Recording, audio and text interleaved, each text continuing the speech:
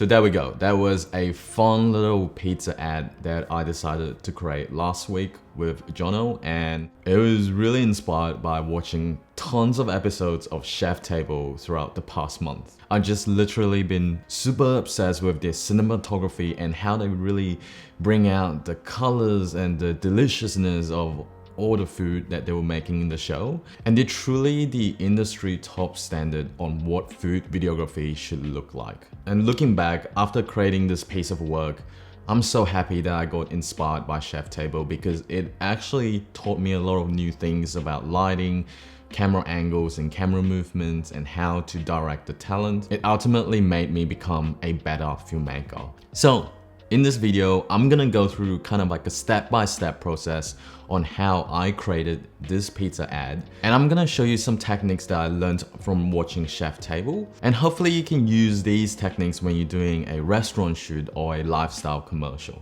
Firstly, let's talk about lighting. Because lighting is one of the biggest things I noticed about Chef Table, and it's what makes Chef Table cinematography so amazing. And I noticed that they really love to incorporate harsh sunlight into their shots. A lot of times it really makes their shots look more cinematic and really brings out the color of the ingredients and the pizzas. Where there are a lot of shots in Chef Table that's actually incorporating real sunlight that's coming from the sun and it's coming in from the window. There are actually a lot of other shots where they're actually faking the sunlight that's coming in and firing the light outside into the window, into the kitchen itself, therefore replicating the effect of being sunlight. As you can see later, that's the kind of lighting setup I was trying to replicate in my own shoot. I was also looking up on an article where they interviewed the directors of Chef Table, and in this article they were saying like how a lot of times they were actually using light that was coming in from the sun, and they were just making minor adjustments just to shape the light itself. They also mentioned some of the equipment they use, such as this $50,000 camera and these lenses that apparently cost $120,000. But for our shoot we used a Sony a7S III with a 35 to 150 mm Tamron f2.8 lens. We did rig up our camera as well so that we can avoid little jittery movements, and also makes it easier for us to maneuver the camera within the shoot itself. The second thing I want to talk about is music. I think people always forget how important music is. Like, music literally makes up 50% of the video that you make. Music is what evokes emotions within your audience. So when I was watching Chef Table, I noticed that they use a lot of classical music.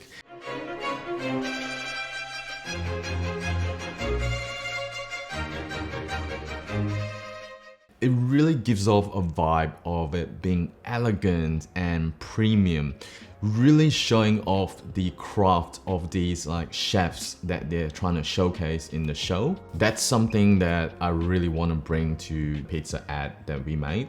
Now, different music produces different emotions within your audience. For example, check out this scene from the movie Chef.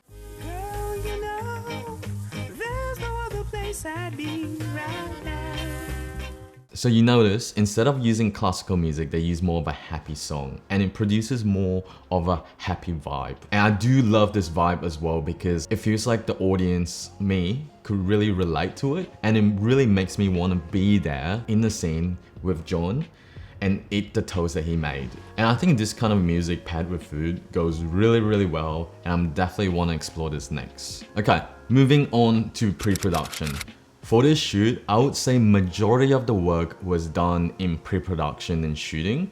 And when it comes down to editing, it was just like a really quick edit. After getting inspired by Chef Table, I kind of went through a few episodes that I liked and screenshotted some of the shots that I would like to replicate in my pizza ad. The next thing I did is I went to my editing software, we use Final Cut Pro, and created a project timeline.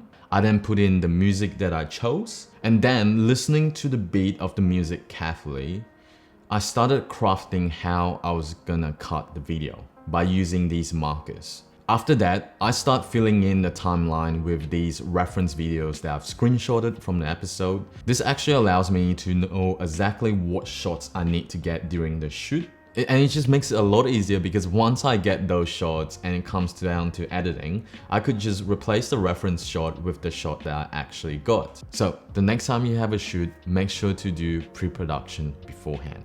If you want to find out more on how we do pre-production, I've attached a free complimentary creators kit down in the description below. The kit contains pre-production templates for 3 real-life projects that we've done in the past. So if you want to learn how to do pre-production, check it out. Moving on to the shoot, we're actually shooting in the kitchen in my house. It doesn't look anywhere like a professional kitchen, but it does have ample space and I'm pretty happy to hold the shoot there.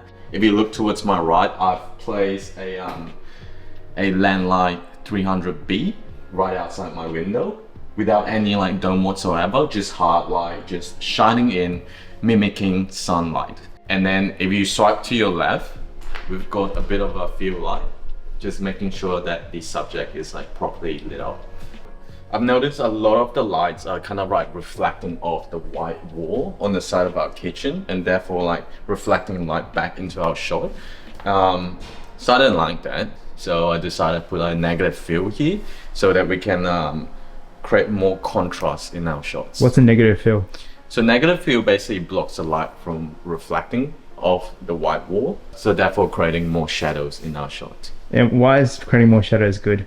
Yeah, so creating more shadows means that we're able to make the shot more cinematic. There's more depth and contrast in the shot. That's the kind of like result that I want to achieve.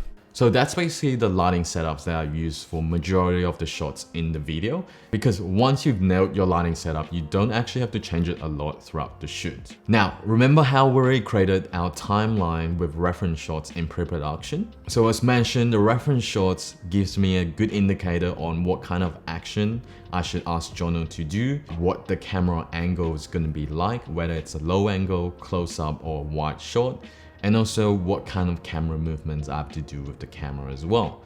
In terms of camera settings for this shoot, I was mostly shooting in 100 frames per second, 200 shutter speed, and around 1200 to 2000 ISO depending on the lighting.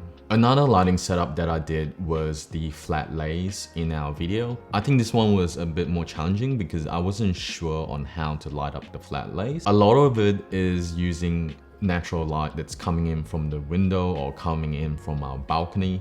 Overall, it was an amazing shoot. It did take half a day and a lot of effort and even a lot of practice beforehand so that I can make some decent looking pizzas. So the last part is post-production, and this is likely the easiest part in the whole process. And this is because we've already done most of the work. So it's basically replacing the reference shots with the actual shots that I've done in this shoot.